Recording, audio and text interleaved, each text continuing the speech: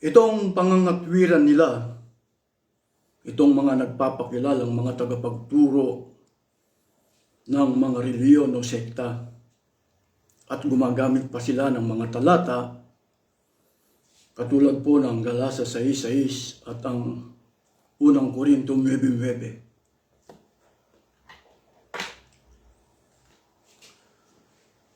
Alam niyo po, sa isang bansa, ang mga opisyal ng gobyerno namumblema. Kapag ka dumarami po yung mga hindi nagtatrabaho o walang trabaho ang mga tao. Problema po ng gobyerno yung walang mapasukan.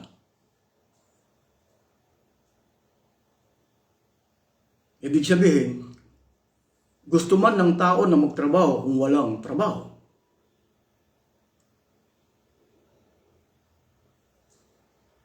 Kaya ganyan po ang gumagawa ng mga pamamaraan ng mga opisyal ng gobyerno para mag-produce po ng mga trabaho. Ang hinala po ng iba, mga tamad ang mga tao.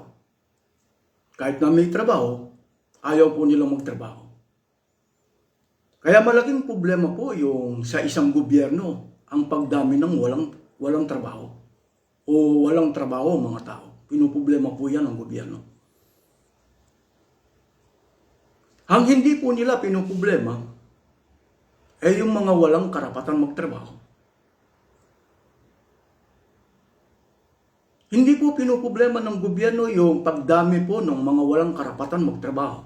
Ito po yung mga tinatawag na mga pastor, ministro. Pagdami po ng sekta, hindi po pinoproblema ng gobyerno.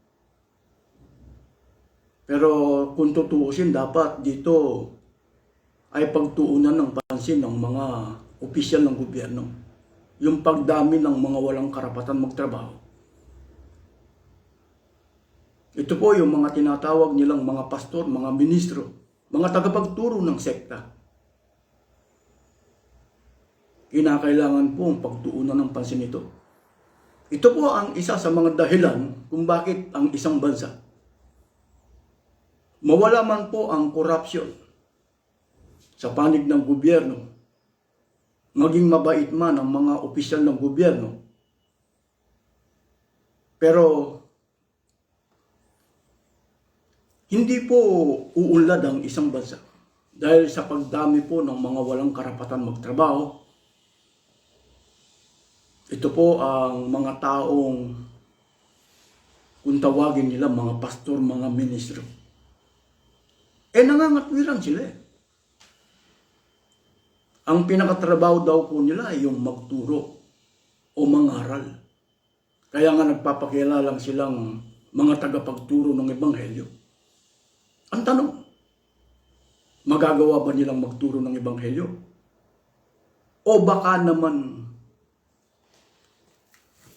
babasahin ko po sa inyo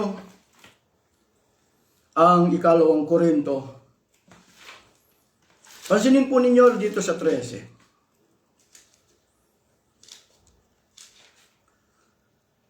Ikalawang Korinto,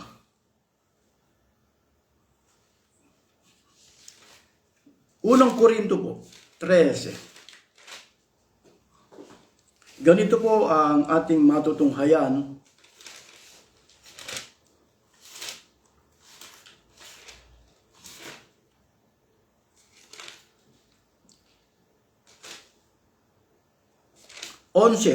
Ikalawang Korinto 11, talatang 13, 14, 15. Sapagkat ang mga gayon tao ay mga bulaang apostol, mga magdarayang manggagawa, na nagpapakunwaring mga apostol ni Kristo. At hindi kataka-taka, sapagkat si Satanas man ay nagpapakunwaring anghel ng kaliwanagan.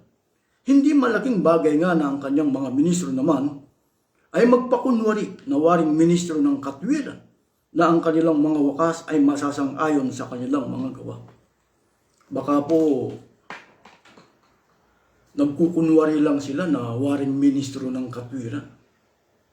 para meron po silang madahilan. Ministro po kami. Pastor po kami. Mga tagapagturo po kami ng Ebanghelyo. Kaya marami pong taong naloko o nadaya. Ang paniniwala po ng mga miyembro, yung mga tagapagturo po nila, mga walang karapatan magtrabaho. Hindi sila dapat magtrabaho. Dahil ang pinakatungkulin po nila, o ang pinakatrabaho nila, magturo. Kaya ano po ang nangyayari? Dahil sa wala silang karapatan magtrabaho, paano po sila mabubuhay? Itong mga tagapagturo nila. Ang babasahin ko sa inyo ang isang pasugo ng Iglesia ni Manalo. Kung papaano po sila mabubuhay.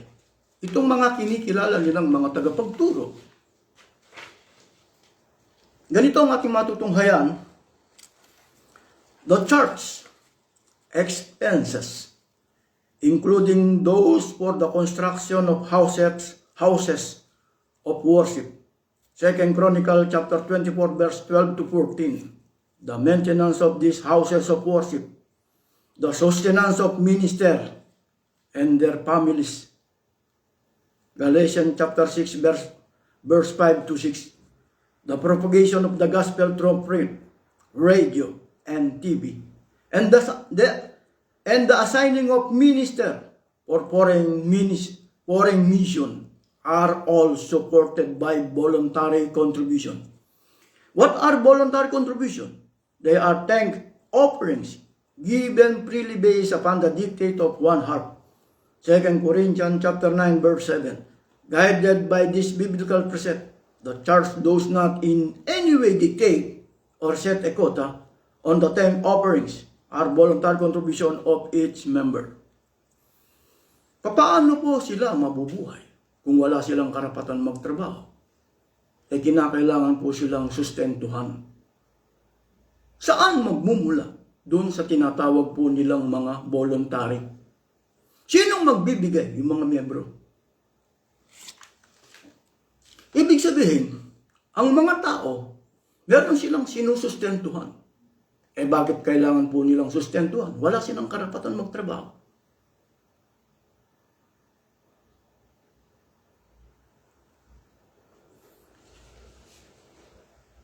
Kaya, yung pagdami po ng mga tagapagturo, dahil siyempre po, yung pagdami ng mga taong yan, mga pastor, mga ministro, sinusustentuhan po ng mga miyembro. Umaasa lang sila kung tawagin nila tulong. Tingnan nyo po si Manalo. Umaasa lang po sa tulong o donation ng aeroplano. Ano pong mangyayari doon sa mga nagbibigay? Hindi maghihirap. Bakit? Umaasa ka lang sa tulong, donation.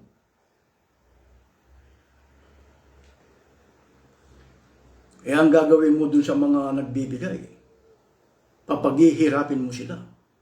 Para ikaw na wala kang karapatan magtrabaho bilang pastor, bilang ministro, rich ka, mayaman ka.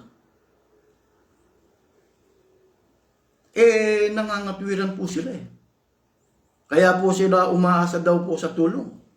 Dahil meron po silang ginagamit ng mga talata ng Biblia para ikatwiran na hindi sila dapat magtrabaho. Kaya ganyan silang umaasa sa tulong. Meron po silang ginagamit na talata para mga tuwiran. At ito po ang kanilang itinanim sa kanilang mga miyembro. Ang isa pong ginagamit nila ang unang Korinto 9:9, pakinggan po ninyo kung anong nakalagay rito. Babasahin ko po rito sa Magandang Balita Biblia po. Nasasahad sa kautusan ni Moises, huwag mong bubusalan ang baka habang ginagamit sa pag-iik? Talaga bang mga bakal lamang ang inaalala ng Diyos? Ito po ang isa sa mga talata na kanilang ginagamit para mabuhay sila sa bigay o siya tinatawag na tulong o donation ng mga kaanib. Pero kapag ka po binasa natin ito, kasunod na talata, di po ba ang pagkakilala ng inyong tagapagturo, ang pinakatrabaho niya, pinakatungkulin niya ay magturo? Bakit ayaw po niyang ituro yung kasunod ng mga talata? Bakit ito hindi po niyo nalalaman? Pinakakain mo na, binibigyan mo na ng mansion, eroplano, helicopter. Bakit ayaw po niyang ituro? Sa mga tuwid, ang kinikilala niyong mga tagapagturo, ginagamit lang sangkalan ng Biblia para mabuhay. Hindi lamang po yung mabubuhay, mayaman pa, naka-aeroplano, naka-mansion. At kayong nagbibigay, naka-squatter. Ano po yung mga talatang hindi po nila binabasa? Ang binasa ko kanina, 9:9, dito po sa 12. Mas maganda po sa 11, 12, itutuloy po natin hanggang 15. Nagkasik kami sa inyo ng pagpapalang espiritual. Malaking bagay ba naman kung umani kami ng mga kapakinabangan pang material, kapakinabangang material mula sa inyo? Kung ang iba ay may ganitong karapatan, di lalo na kami. Sino pong nagtuturo sa talatang ito? Si Pablo. Gayunmay, hindi namin ginamit ang karapatang ito. Sino pong nagtuturo sa unang Korinto 9:9? Si Pablo. Ano pong paliwanag ni Apostol Pablo? Ulitin ko. Gayunmay, hindi namin ginamit ang karapatang ito. Tiniis namin ng lahat upang hindi kami maging hadlang sa mabuting balita tungkol kay Kristo. Hindi ba ninyo alam na ang naglilingkod sa templo ay tumatanggap ng pagkain mula sa templo? At ang mga naglilingkod sa dambana ay may bahagi sa mga handog na nasa dambana. Sa ganyan din paraan, ipinag-uutos ng Panginoon na ang mga nangangaral ng mabuting balita ay dapat mabuhay sa pamamagitan ng mabuting balita. Ito na. Ngunit, hindi ko ginamit ang alinman sa mga karapatang ito at hindi ko kayo sinusulatan upang bigyan ninyo ako ng tulong. Iibigin ko pa ang mamatay muna kaysa alisin sa akin ang anumang batayan ko sa pagmamalaki. Ulitin ko po ang 15 po. At saka nyo ikukumpara dun sa mga kinikilala ninyong mga tagapagturo. Kasi po, yung mga tagapagturo ninyo, umaasa lang sa tulong. Tulong mula sa mga donasyon. Nabubuhay lang sila sa bigay na tulong. Nabubuhay lang sila sa tulong. Bakit ayaw po nilang basahin ito? Uulitin ko po yung 15. Ngunit hindi ko ginamit ang aliman sa mga karapatang ito. Hindi ko kayo sinusulatan upang bigyan ninyo ako ng tulong. Ibigin ko pang mamatay muna kaysa alisin sa akin ninuman ang batayan ko sa pagmamalaki. Hindi po nila ginamit yung karapatan sa 9:9. Hindi po sila umaasa sa tulong. Bakit hindi po nyo natutunan ito?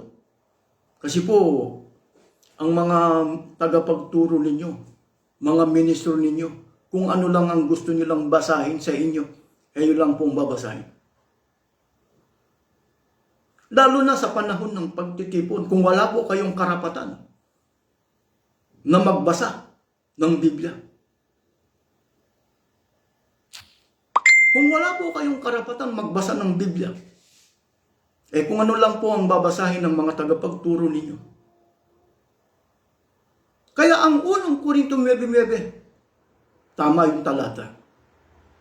Pero ang ginagawa po ng inyong mga tagapagturo, hindi po nila binabasa ang 15. Itinatago po nila. Kaya kailan nyo po malalaman ang mga talatang ito na katulad ng 15?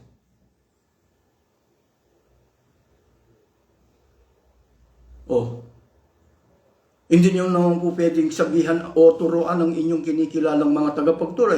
Kapatid ang binabasa mo, unang Korinto 9:9. Pakibasa mo naman yung 15.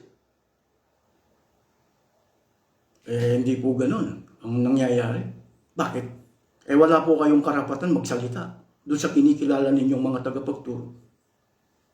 Hindi ba ang tungkulin nila ay magturo kung anong gusto nila? Kaya pinipili lang po yung mga binabasa para mga tuwiran. Kaya po ang mga miyembro, hindi po nila binibigyan ng karapatan na magsalita sa panahon ng pagsamba o pagtitipon. Kung tutuusin, dapat magkaroon po kayo ng karapatan. Katulad nito, meron silang hindi binabasa. Kaya ang nangyayari po sa mga tagapagturo ninyo, sinasangkalan lang ay Biblia para kumain. Ginagamit lang ang Biblia para yumaman.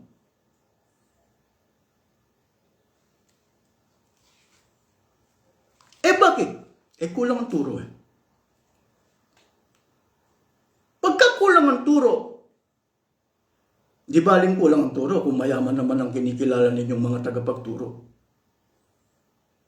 Nakakasakay po sila ng eroplano o meron silang pag-aaring eroplano, mansion.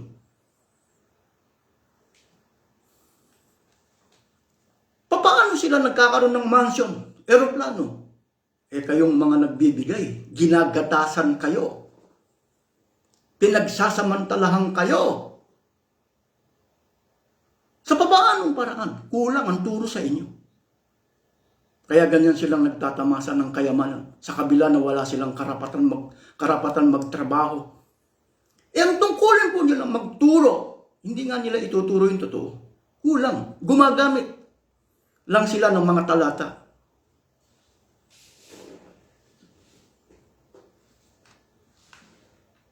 Meron pa silang ginagamit na talata, yung nasa, ito po, yung nasa Galatia 6:6, pakinggan po ninyo. Meron pa silang ginagamit na talata, yung 6:6. Babasahin ko po sa inyo. Dapat ang tinuturuan sa aral ng Diyos ay makidamay doon sa nagtuturo sa lahat ng mga bagay na mabuti. Ang mabuti po yung pagbibigay ng kabuluhan po. Kinakailangan pong damayan yung nagtuturo. Damayan. Pero wala pong binabanggit itong payamanin. Bigyan ng eroplano, bigyan ng mansion, yung nagtuturo. Lalo na kung ang pinanggagalingan ay donasyon o abuloy. Nangyayari po Meron na silang eroplano, ayaw pa nilang ituro sa kanilang mga kapatid, narito po yung binibigyan natin. Ipinagmamalaki namin sa inyo sa pamagitan ng mga bigay ninyo. Umaasa lang po ito sa donasyon. Naka-eroplano, naka-mansion. At kayong nagbibigay, naka-squatter. Wala pong magsasabing ganyan. Bakit? Kulang ang turo Sino pong nagsasalita sa unang Korinto 9:9? Si Pablo. Sino pong nagsasalita sa Galatia 6:6? Si Pablo. Batay po sa case, unang Korinto 9, hindi po nila ginamit ang karapatan. Hindi sila umasa sa tulong. Si Manalo at ang kanyang mga ministro umaasa lang sa tulong. Umaasa lang sa bigay na donasyon, naka-eroplano. Ang manapa, sinasabi na po ng karamihan na meron siyang eroplano. Etong mga miyembro, ipinagtatanggol pa. Bakit? Kasi po nakakahiya po yung ang isang pastor, ministro. Nagkaroon po siya ng eroplano o mansion Nagtatamasa siya ng kayamanan sa magitan po ng mga donasyon. Ang ibang termino po ng donasyon, naglilimos lang. Kaya naglilimos po, naka-aeroplano. Ipinagtatanggol pa ng mga miyembro. Kasi gusto po nila, blackout sila sa media. Yung po bang may karapatan sa 6:6, Galasa 6:6, Unang Korinto 9:9. Kasi po siya ang nagtuturo. Kaya baka naman po hindi siya nagtatrabaho. Kung hindi niya ginamit, paano siya mabubuhay? Ang babasahin ko po sa inyo, Unang Korinto, Ikalawang Tesalonica, Kapitulo 3, talatang 7, 8, 9. Pasinin po ninyo, alam ko marami po nanonood sa ngayon. Sino po ang nagtuturo sa Unang Korinto 9:9? Si Pablo. Sino po ang nagtuturo sa Galasa 6:6? Si Pablo. Yung pong mga kinikilala ninyong mga tagapagturo, sumasakay lang sa mga talatang yun. Hindi po sila nagtuturo. Ginagamit lang po nila ang panglilim lang. Para wala silang karapatan daw magtrabaho. Ang pinakatungkulin po nila ay magturo. Magagawa kaya nilang ituro ito? Ikalawang Tesalonica, Kapitulo 3, talatang 7, 8, 9. Hamunin ninyo ang inyong kinikilalang mga tagapagturo kung magagawa nilang ituro ito. Pasinin po ninyo. Alam naman ninyo na dapat ninyong tularan ang aming ginawa. Hindi kami nahiyang magtrabaho ng kami nariyan pa. Sino po ang may karapatan sa Galacia 6:6? Unang Korinto 9:9. Sino pong nagtuturo sa talatang yun? Si Pablo. Si Pablo ang nagpapatuto. Ulit ko. Alam naman ninyo na dapat ninyong tularan ang aming ginawa. Hindi kami nahiyang magtrabaho ng kami nariyan pa. Yung pong nagsasalita sa Unang Korinto 9:9, Galasa 6:6, nagtatrabaho. Yung sumasakay sa Unang Korinto 9:9, Galasa 6:6, katulad ng mga pastor ninyo, mga walang karapatan magtrabaho. Magkatulad po ba?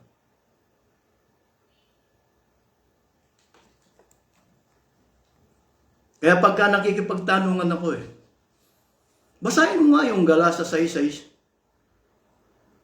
Unang Korinto 9:9. Sino nagtuturo? Si Pablo. Hindi ikaw. Ikaw na sumasakay. Bakit ayaw mo magtrabaho?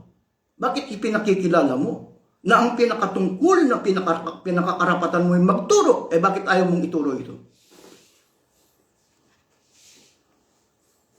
Bakit itinatago ninyo sa inyong mga miyembro? Ulitin ko. 7, 8, 9. Alam naman ninyo na dapat ninyong tularan ang aming ginawa. Hindi kami nahiyang magtrabaho ng kami nariyan pa. Hindi kami tumanggap ng anumang bagay kanino man ang hindi namin binabayaran. Nagpagal kami araw-gabi upang hindi maging pasanin ng sino man sa inyo. Ginawa namin ito hindi dahil sa wala kaming karapatang maghintay ng inyong tulong, kundi upang kayo bigyang halimbawang dapat sundan. Bakit po ang inyong kinikilalang mga pastor, mga ministro, itinatago nila ang mga talatang ito? Ikalawang Tesalonica, Kapitulo 3, talatang 7, 8, 9. Magandang balita, Biblia po. Hindi po nila itinuturo. Bakit po hindi nila itinuturo? Kasi po wala silang karapatan magtrabaho. Ang pinakatungkol nila ay magturo. Bakit ayaw mo magturo ng Ebanghelyo? Kung ano lang ang gusto mo. Kaya kung nagpapakilala kang ministro, magagawa mo magbasa ng Biblia. Huwag yung kung anong gusto mo lang. Nangyayari, nagpapakilala kang pastor, ministro, padala-dala ka ng Biblia. Pagka pinabasaan ka ng talata ng Biblia, ayaw mo magbasa. Bakit ayaw mo mong magbasa, magtatrabaho ka. May karapatan po ba silang humingi ng tulong? Hindi po nila inaasahan eh. Kaya ganyan sila nagtatrabaho.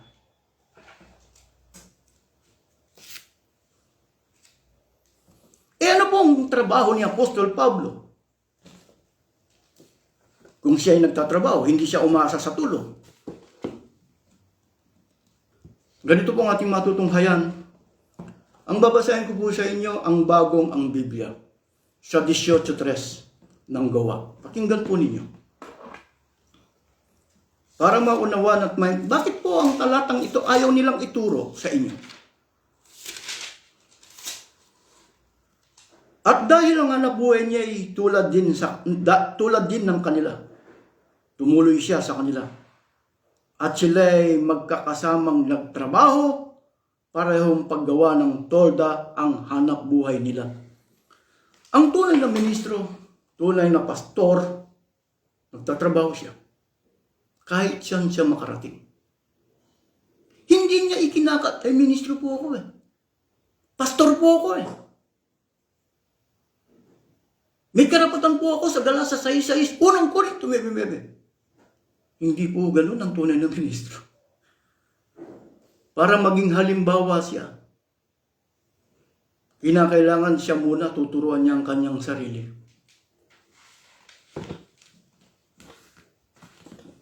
Tuturuan niya ang kanyang sarili.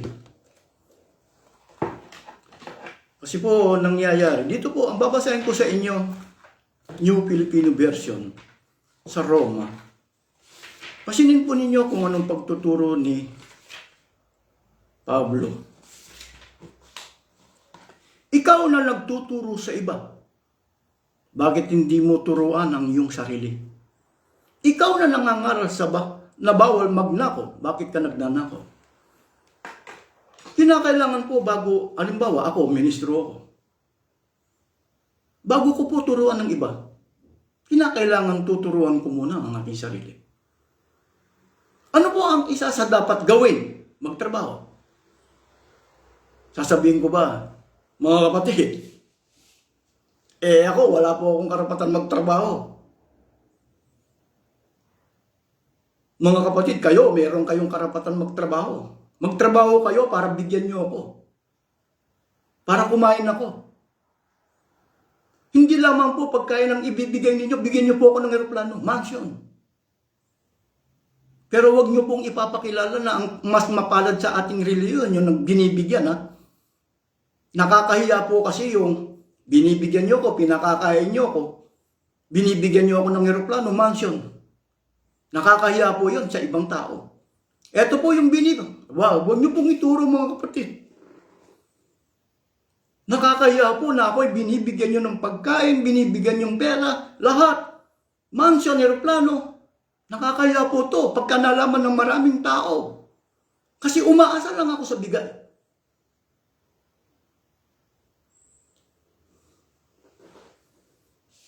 Kaya wala pong magtuturo niyan.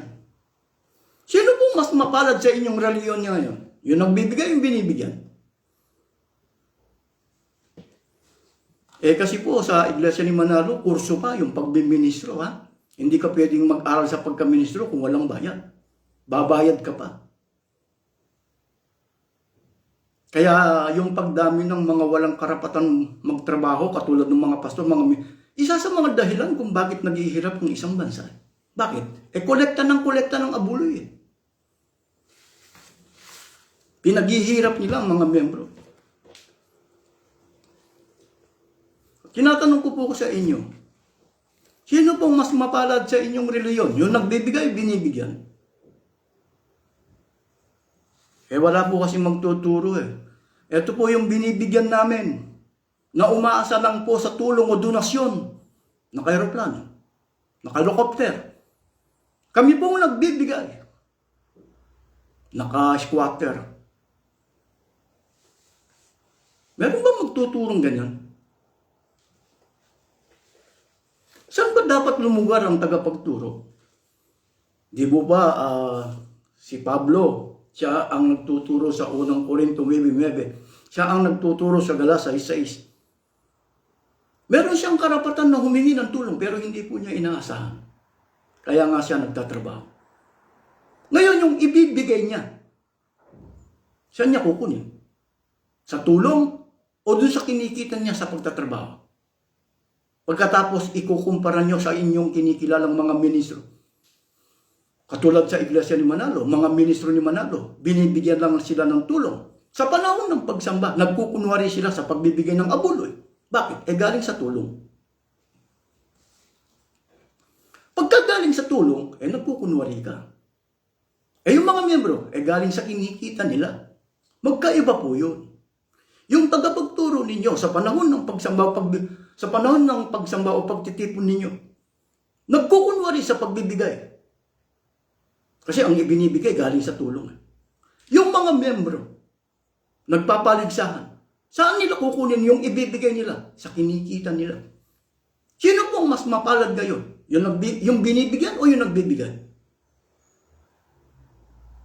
Kayo pong matter. Yung pong binibigyan naka-aeroplano, naka-mansion. Yung nagbibigay naka-squatter.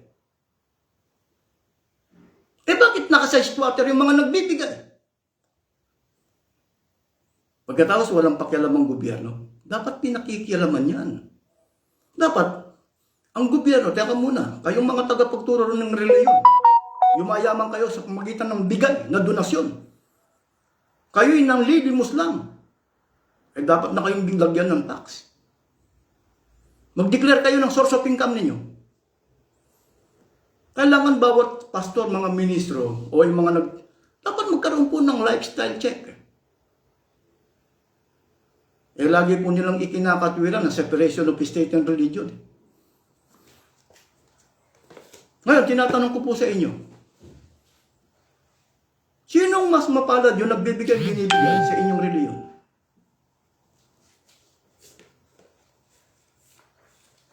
Ang babasahin ko sa inyo, aklat po ng Gawa, dito po sa Salita ng Buhay, para maunawaan po ninyo. Marami palang salamat doon sa mga nanonood. Si Resty, si John, si Randy, at iba pa. Marami pong salamat. Sino po ang mas mapalad sa inyong reliyon? Yung nagbibigay, yung binibigyan. Babasahin ko sa inyo aklat po ng Gawa, Kapitulo 20, talatang 33-34. Saan po lumulugar yung ministro? O yung tagapagturo, yung tunayan. Meron siyang karapatan sa Galasa 6:6 o ng Korinto 9:9. Pero hindi niya hinaasahan ang tulong o yung bigay ng mga kaanib. Siya po ay nagtatrabaho. Saan niya kinukuha yung ibinibigay niya? Narito po ang ating 20:33. Pwede niyong basahin to sa Magandang Balita Biblia. Hindi ko hinangad kailanman ng salapi o damit ng ibang tao. Alam ninyong nagtrabaho ako upang tustusan ang mga pangangailangan namin ng aking mga kasamahan. Sino pong nagtuturo sa talatang ito? Si Pablo. Bakit ayaw basahin? Ituro. Kala ko ang pinakatungkulin nyo o pinakatungkulin nila yung magturo. Sa pinakakain mo na, binibigyan mo ng aeroplano, kulang ang turo sa inyo. Kulang ang turo sa inyo. Uulitin ko. Hindi ko hinangad kailanman ng salapi o damit ng ibang tao.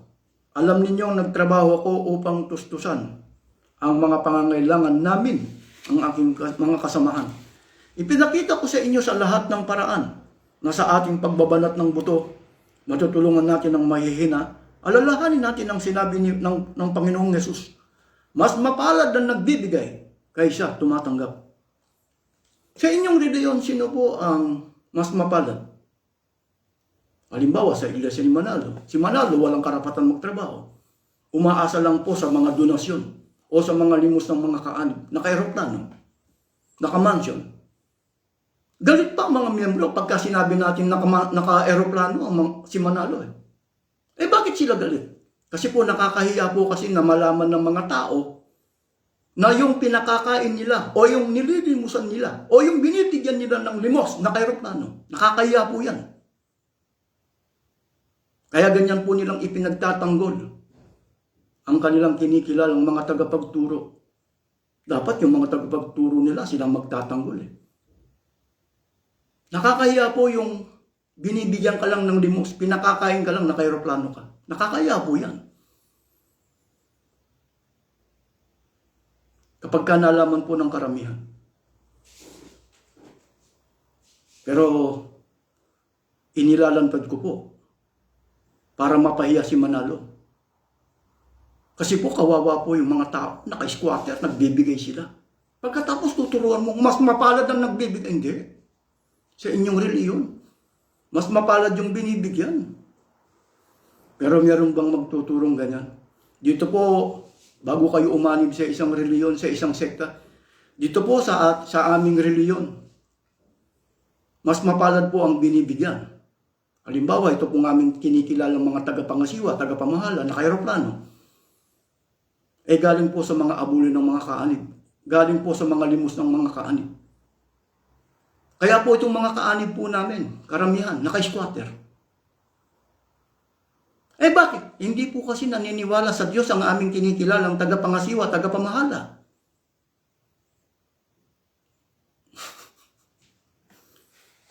Bakit hindi sila naniniwala? Hindi po nila magawang magbigay.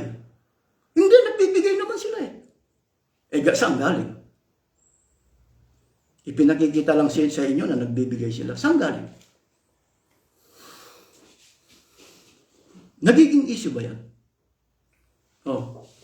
Sasabihin niya, eto po, sa panahon ng pagsamba, pagtitipon, sa isinasagawa nating mga pagsamba, kami pong mga ministro, mga pastor, nagkukunwari sa pagbibigay ng abuloy. Katanggap-tanggap po ba sa Diyos? Tatanggapin ba ng Diyos yung pagkukunwari ng mga kinikilala ninyong mga tagapagturo? Bakit nagkukunwari sila? Ang ibinibigay galing sa abuloy. Yung mga miyembro, saan galing ang ibinibigay? Galing sa mga kinikita nila sa pagtatrabaho. Kaya yung kinikilala ninyong mga tagapagturo, hindi po kumikilala sa Diyos. Bakit? Hindi po nila magawa ang utos ng Diyos. Bakit hindi nila magawang magbigay? Wala nga ang karapatan magtrabaho kaya nga umaasa lang sa tulong. Baka meron po magtanong, paano natin mapapatunayan ng mga tagapagturo ninyo? Nagkukunwari na waring ministro ng katwiran. Yan pag-uugali po ng mga alagad ng demonyo.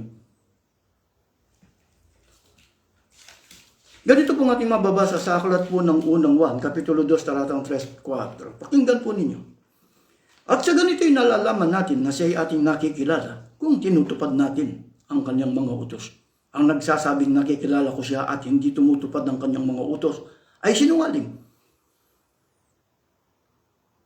Ang katotohanan ay wala sa kanya.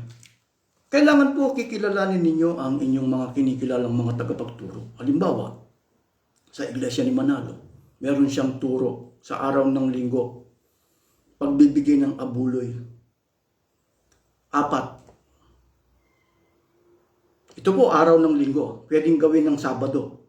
Kung wala kang time ng linggo, pwede kang pumunta ng Sabado. Basta't ang pagbibigay, ang turo ni Manalo 4. Pwera po yung Huwebes. Yung Huwebes, isa. Ngayon, pwede nang gawing Miyerkules. Kung hindi ka pwedeng Huwebes, basta sa loob ng isang linggo, 5 beses kang magbibigay. Dito po sa iglesia ni Manalo, pati po mga bata kinukunan ng abuloy. Tatandaan po natin. Pati bata, kaya nga meron po silang tinatawag na pagsambang kabataan. Saan mo kukunin yung turo, itong 5 beses na ito? Bilang miyembro ka, sa kinikita mo. Yung nagtuturo, saan nila kukunin yung ibibigay nila? Walang karapatan magtrabaho yun.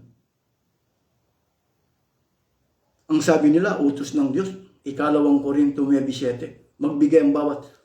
Kaya magtanong po kayo sa kinikilala ninyong mga tagapagturo. Kapatid wala kang karapatan magtrabaho, paano ka magbibigay? Sa makatwid ang utos ng Diyos na 2 Korinto, hindi mo magagawa.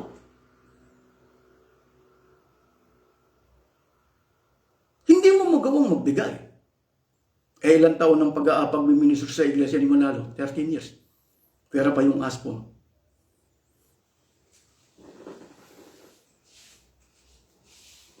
Kaya paano mo sasabihin ng mga ministro ni Manalo, magagaling, matatalino? Hindi naman pala sila kumikilala sa Diyos. Kaya kailangan pong siguraduhin po natin. Bago po tayo magturo, halimbawa bago ko turuan ng iba, halimbawa tungkol po sa pagtatrabaho, tuturuan ko muna sarili ko para maging halimbawa ako. Hindi ko naman po pwedeng sabihin sa iyong mga kapatid magtrabaho po kayo para may kakainin kami. Hindi lang po kakain. Bibigyan nyo kami ng mga kotse, mga bahay na mansyon, eroplano. Kasi kami hindi naniniwala sa Diyos. Hindi ang Diyos ang magbibigay ng biyaya sa amin, kundi kayo. Kaya kami hindi po mananalangin sa Diyos para humingi ng biyaya. Bilang mga tagapagturo ng reliyon o sekta. Kami manghihingi sa inyo. At kayo na, bahala na ang Diyos sa inyo na kayo ang nagbibigay sa amin. Meron bang magtuturo ng ganon? Wala. Sino pong mas mapalad sa inyong reliyon? Yung binibigyan. Bakit siya binibigyan? Wala siyang karapatan magtrabaho. Dumadami po mga walang karapatan magtrabaho. Hindi po pansin ng gobyerno yan. Kaya sinasabi kong pilit, mawala man ng korupsyon sa panig ng gobyerno, hindi po uulad ang isang bansa. Bakit? Yung mga tao po dinadala sa sekta, sa reliyon, ang kanilang yaman. Kaya ang ipinagmamalaki po ng mga tao, ang mayaman, ang reliyon nila. Hindi naman nila ito. Ito po yung mga ipasusunog natin sa araw ng paghukom, mga kapatid. Yung yaman ng ating reliyon. Di baling maghirap kayo. Basta't payamanin ninyo ang ating reliyon, sekta. Wala naman magtuturo ng ganun. Pero nangyayari. Bakit nangyayari? Puro ko. Bakit walang matinong politiko? Dahil kay Manalo. Hindi po lumilitaw na sa panahon po ng eleksyon si Manalo nagdidikta. 2.8 million ginagawa niyang mangmang. Kaya walang matinong politiko bakit? Sinasaklawan ni Manalo Meron kayong nakita na, kasi po sinasabihan, kung naging matalino kayo sa pagboto, merong matalinong politiko. Bakit hindi napapansin si Manalo tungkol diyan? 2.8 million ang miyembro niya, nadidiktahan. Kasi kaya po mangmang o kaya po kurap ibig sabihin, kurap ang mga opisyal ng gobyerno, mayroong nag-uupo diyan. Nagbabase lang siya sa kung sinong malakas sa survey. Bakit? Kailangan kasing proteksyon ni Manalo sa gobyerno. Ang issue natin gumagamit po ng katalata ng unang Korinto 9:9. Ayaw mong basahin yung unang Korinto 9:9. Ayaw mong basahin ng 15. Kala ko tagapagturo ng Ebanghelyo. Gumagamit ng Galasa 6. Ayaw mong basahin ng ikalawang Tesalonica 3:7-8-9. Gawa Kapitulo 18:3. Ayaw mong basahin ng Gawa 20:33-34. Kala ko mga tagapagturo kayo ng Ebanghelyo. Hindi po. Sinasangkalan lang ay Biblia para yumaman. Ang layunin pa nila ito. Huling talata na aking babasahin sa inyo, ikalawang Pedro, Kapitulo 2, talatang 3, pakinggan po ninyo. Sa kanilang kasakiman, lilinglangin nila kayo ng matatamis na pangungusap upang makuha ang inyong kayamanan. Matagal ng handahang hatol sa kanila at ang pupusa sa kanila ay hindi natutulog. Kaya po yung pagdami ng mga walang karapatan magtrabaho sa isang bansa, ito po mga kinikilala ninyong mga tagapagturo ng reliyon o sekta. Silang mayayaman. Siya samantalang binibigyan lang sila ng limos. Kaya ito po yung tinatawag na nanlilimos ng legal, pero mayaman. Naka-aeroplano, naka-mansion, arena, eskwela, kung ano ang mga negosyo. Masakit man sabihin pero wala tayong magagawa. Kinakailangan pong i-expose natin. Kasi po, naghihirap ka. Dahil sa iyo. Bakit? Dinadala mo yung yaman mo sa reliyon.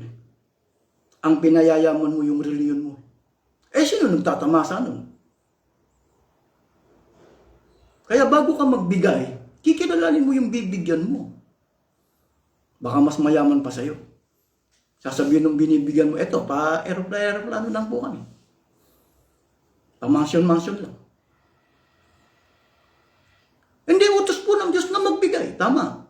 Bakit ayaw gawin ng kinikilala mong tagapagturo na magbigay? Bakit hindi niya magagawang magbigay? Bunga po nung walang karapatan magtrabaho. Kaya nga umaasa lang sa tulong. Kaya ang ginagawa po niya sa panahon ng pagsamba pagtitipon, nagkukunwari siya sa pagbibigay ng abuloy. Magagara po yung kapilya namin. Walang silbi. Bakit? Nagkukunwari yung tagapagturo ninyo sa pagbibigay. Katanggap-tanggap po ba sa harap ng Diyos na yung ministro ninyo, pastor ninyo, nagkukunwari sa pagbibigay ng abuloy? Ipinakikita lang nila na sila'y nagbibigay para kayong mga miyembro magpapaligsahan sa bigay. Kita mo 5. Pati bata, pati mga bata, hinihingan ng abuloy. Kung tawagin nila yung pagsambang kabataan. Buti nga po yung mga tunay na mafia, tunay na sindikato. Hindi po nila hinihingan yung mga bata. Sa reliyon po, pati bata, hinihingan nila ng abuloy. Dahil doon sa tinatawag nilang pagsambang kabataan. Paano kung hindi maghihirap ang mga tao? Pagkatapos ang tinutulisan ng mga tao, yung mga miyembro ng reliyon, yung gobyerno. Pero totoo talaga, may kasalanan ng mga opisyal ng gobyerno. Bakit? Kinukonsinti nila yung mga walang karapatan magtrabaho. Hindi nila pinakikiraman. Pero kung tutusin, dapat pakialaman nila. Lagyan nila ng tax. Lalo na yung mga business activities nila. Katulad ng eskwelahan, hospital, arena, kung ano-ano. Pero hindi po magawa ng mga opisyal ng gobyerno yan. Bunga po ng dun sa tinatawag na 3 years, 6 years. Ano po yung 3 years? Tsaka 6 years. Election po. Kaya bakit maraming magnanakaw na politiko? Dahil kay Manalo. Bakit si Manalo? Nagdidikte. Ginagawa niyang mangmang ang 2.8 million.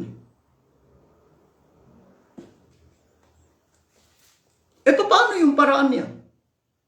Nagsosurvey. Kaya pag bukang bibig ng mga kaanib ng iglesia, hindi raw sila nakikilam sa politika. Hindi. Pakialamero po sa eleksyon si Manalo, kung tutusin. Bakit? Kailangan niyang proteksyon. Bakit nangangailangan si Manalo ng proteksyon? Magnanakaw. Kita mo, umaasa lang sa limos, ang yaman. Ito po ang aking naipaglingkod sa inyo. Marami pong salamat sa inyong lahat.